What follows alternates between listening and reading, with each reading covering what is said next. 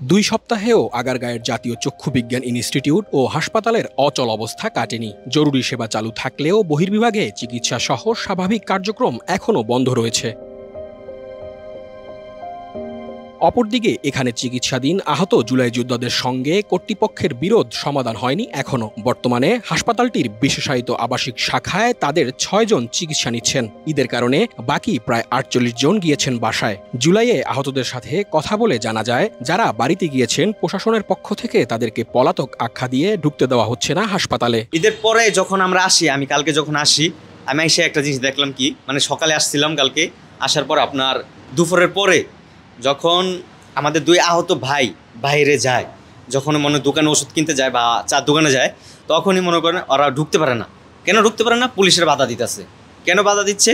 তাদের কাছে লিস্ট হয়ে গেছে, যারা চলে গেছে বাড়িতে আর যারা বাইরে আছে সবাই পলাতক, মানে রেড অ্যালাউ, মানে রেড অ্যালাউ মানে আমরা পলাতক হয়ে গেছি। ভাই এটা কোন হিসাবে পলাতক তারা ঘোষণা করলো? আমরা এটাই বুঝতে পারলাম না। আমরা কীভাবে পলাতক হইলাম, কিসের জন্য পলাতক হইলাম, সেটাও বুঝলাম না। এদিকে হাসপাতাল কর্তৃপক্ষের আনা সকল অভিযোগ ভিত্তিহীন বলছেন জুলাই যোদ্ধারা। রোগী তো আসতেছে, সকাল থেকে রোগী আসছে, 10-12 জন রোগী আসছে। এর মধ্যে মনে করেন আউটডোরের চিকিৎসা হয়েছে, যেটা ভর্তির যোগ্য এটা ভর্তি দিচ্ছে স্যারেরা। রোগী তো আসছে, যা আসছে চিকিৎসা নিতেছে। সংখ্যা কম, এখন তো ঢাকার বাইরে লোকজন রয়ে গেছে, যা আসতেছে আউটডোরের যেটা চিকিৎসা দেওয়ার এটা চিকিৎসা দিয়ে চলে যাচ্ছে, আবার যেটা ভর্তির যোগ্য এটা ভর্তি দিচ্ছে স্যারেরা।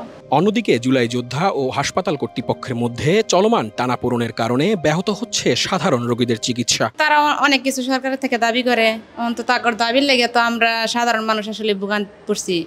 আমার স্বামী এই 13 তারিখে, গত মাসের 13 তারিখে অপারেশন হয়েছে, রেটিনা অপারেশন। বাড়িতে ছুটি দিয়ে দিছে, বাড়িতে যাওয়ার পরে আর কি ইনফেকশন হয়ে গেছে। আবার জরুরি আবার খবর নিয়ে আমরা এখানে আসছি।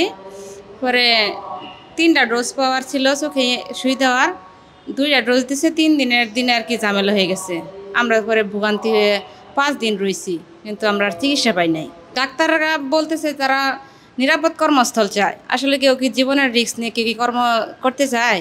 এই যে ভাই আমার 5-6 মাস পরে লইছি, ডেট দিছে, এখন কইছে রিপোর্ট ঠান্ডা ভালো করে নিয়ে আইতাম। এখন ইনশাল্লাহ ঠান্ডা ভালোই, আবার আগামীকালকা রিপোর্ট থেকে ভৈরব থেকে করছি, পরীক্ষা করে আনছি।